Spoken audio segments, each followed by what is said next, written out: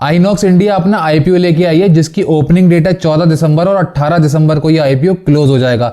अगर हम बात करें ये आईपीओ किस टाइप का है तो ये एसएमई आईपीओ नहीं है, ये मेन बोर्ड आईपीओ है जिसमें आप 14,500 रुपए का मिनिमम इन्वेस्टमेंट कर सकते हो। सो इस वीडियो में इस आईपीओ का पूरा ओवरव्यू करेंगे, प्लस इसकी जीएमपी देखेंगे कितनी चल रही है, प्लस इसका यहाँ पर हम देखेंगे लिस्टिंग गेन कितना मिल सकता है, प्लस आपको अगर इस आईपीओ में अप्लाई करना है तो आपको काफी ज्यादा गाइडेंस मिलेगा कि आपको इसमें अप्लाई करना चाहिए या नहीं करना चाहिए। अगर कंपनी की प्रोफाइल की बात करें तो कंपनी जो है 1976 में इनकॉर्पोरेट हुई थी और जो अभी कंपनी प्रोडक्ट ऑफर कर रही है वो यहाँ पर 3 सेगमेंट में ऑफर कर रही है। नंबर 1 तो हमारा इंडस्ट्रियल गैस हो गया। आपने देखा होगा बहुत सारी जो गैसेस होती हैं जो इंडस्ट्री में यूज होती हैं उनको स्टोर करने के लिए, उनको ट्रांसपोर्ट करने के लिए इधर से उधर जो भी इक्विपमेंट चाहिए होते हैं जैसे कि स्टोरेज करने के लिए या फिर ट्रांसपोर्टेशन के लिए, तो वो यहाँ पर ये ऑफर करती है। उसके अलावा एलएनजी यानी कि लिक्विड नेचुरल गैस, उसके प्रोडक्ट को भी ये ऑफर करती है। उसके अलावा जो इसका थर्ड सेगमेंट आता है वो आता है क्रायो साइंटिफिक। अभी एक एक करके तीनों टाइप के सेगमेंट देख लेते हैं और उनके प्रोडक्ट देख लेते हैं क्या क्या कंपनी ऑफर कर रही है।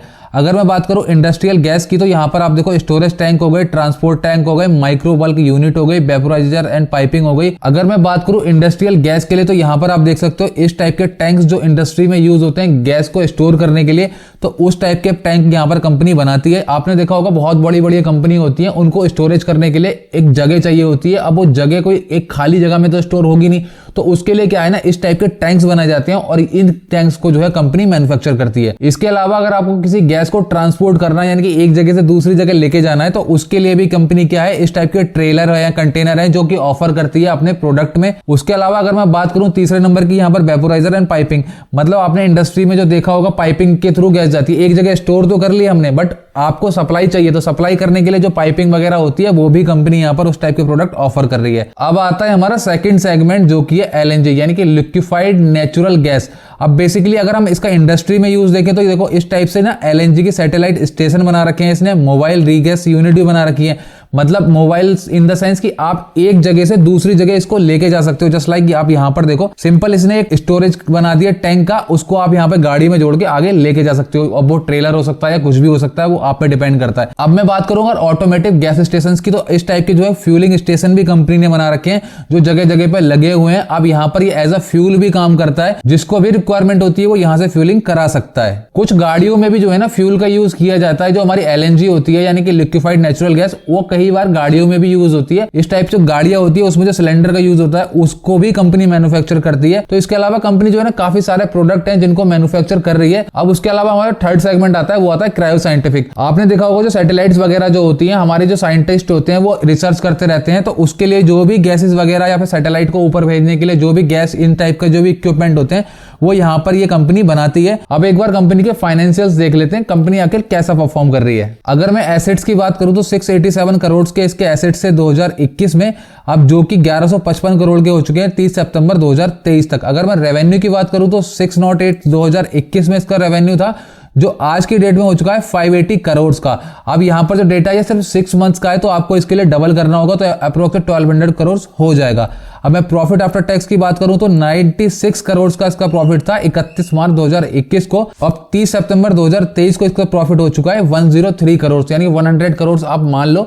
अगर आप इसको डबल करोगे तो 1 ईयर का कैलकुलेट करने के लिए तो अप्रोक्स 200 करोड़ यहाँ पर हो जाएगा। अगर मैं नेटवर्थ की बात करूं तो यहाँ पर 371 करोड़ की नेटवर्थ थी 2021 में, जो आज बढ़कर हो चुकी है 554 करोड़। अगर आप बोरोइंग की बात करोगे तो कंपनी के पास जो बोरोइंग थी 60 करोड़ की थी 2021 में, जो 2022 में 43 करोड़ की रह गई और आज की डेट में 31 करोड़ की कंपनी के पास बोरोइंग है। यानी कि कंपनी के पास डेट बहुत कम है और जो है भी उसे कंपनी धीरे धीरे डिक्रीज ही कर रही है। की परफॉर्मेंस इंडिकेटर की बात करें तो यहाँ पर पी हमारा 39.22 निकल के आ रहा है, ये मुझे थोड़ा सा ज्यादा लग रहा है। एंड अगर मार्केट कैप की बात करें तो अप्रोक्स 6000 का यहाँ पर मार्केट कैप है और रिटर्न ऑन इक्विटी यहाँ पर 27.79% है, ये मुझे थोड़ा ठीक लग रहा है। एंड आरओसी की बात करें तो 36.53 है एंड अर्निंग पर शेयर यहाँ पर 16.83 है। इसके अलावा रिटर्न ऑन नेटवर्थ यहाँ पर 27.79 है। अब बात कर लेते हैं ऑब्जेक्टिव ऑफ द इशू। अब कंपनी जो अपना आईपीओ लेके आ रही है वो सारा का सारा ऑफर फॉर सेल है, सारा का सारा जो पैसा आएगा आईपीओ से वो प्रमोटर्स के पास जाएगा। तो अब कंपनी का ये कहना है कि वो स्टॉक मार्केट में आके अपना एक ब्रांड बनाना चाहती है, अपने नाम को थोड़ा ऊपर लेके जाना चाहती है, तो इसीलिए वो कंपनी आईपीओ लेके आई है। तो फटाफट से एक बार आईपीओ की डिटेल देख लेते हैं। 14 दिसंबर को ये आईपीओ ओपन होगा और 18 दिसंबर को ये क्लोज हो जाएगा। अगर प्राइस बैंड की बात करें तो 627 से 660 यहाँ पर प्राइस बैंड रखा गया है और आप कट ऑफ यहाँ पर मान लो 660 पर ही होगा। और जो एक लॉट का साइज है वहां पर 22 शेयर्स आपको मिल जाएंगे और यहाँ पर सारा का सारा ऑफर फॉर सेल है। अगर लिस्टिंग की बात करें तो बीएसई और एनएसई दोनों जगह पर यहाँ पर लिस्टिंग होगी। सो जो आईपीओ क्लोज हो जाएगा 18 को हो जाएगा, जो अलॉटमेंट होगा आपको 19 को होगा एंड उसके बाद जो लिस्टिंग हो जाएगी वो 21 में इसकी लिस्टिंग भी आपको देखने के लिए मिल जाएगी। सो अगर आप रिटेल कैटेगरी में इन्वेस्ट करते हो तो मिनिमम एक लॉट अप्लाई करना पड़ेगा, जिसके लिए 14,520 रुपीज आपको खर्च करने पड़ेंगे। अगर आप स्मॉल एचएनआई में जाते हो तो उसके लिए 2,03,280 रुपीज आपको यहाँ पर देने पड़ेंगे। अगर आप बिग एचएनआई में जाते हो तो आपको 10,18,80 रुपीज यहाँ पर देने पड़ेंगे। अगर प्रमोटर होल्डिंग की बात करूं तो अभी जो है 99.30, but after IPO it will be 75.46% only. So अब बात कर लेते हैं जीएमपी की, यानी कि ग्रे मार्केट में कितनी डिमांड है आईपीओ की। अभी अगर मैं करंट की बात करूं तो यहां पर जो जीएमपी चल रही है वो चल रही है 258 रुपए, जो अप्रोक्स यहां पर 39% का लिस्टिंग गेन दे सकती है।